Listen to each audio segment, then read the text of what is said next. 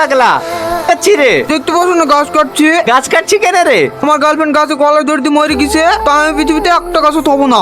আলার পাগলা, গাছ না দেখলে তুই কি করে বাঁচবি রে? এই তুই আমার ওখানে কি করছিস রে? দেখতে পাচ্ছ না আমি বাল্বু গাছ কাটছি আর আমি জ্বলছি। আমি বন্ধ হয়ে গেল, ওদের গাছ কাটতে পারবে নাকি? ও এই জল জল এদিকে মিলিকে না আমার রাগ হবে। ও মাগো পড়লি কেন রে? বাল্বু কেটে গেছে।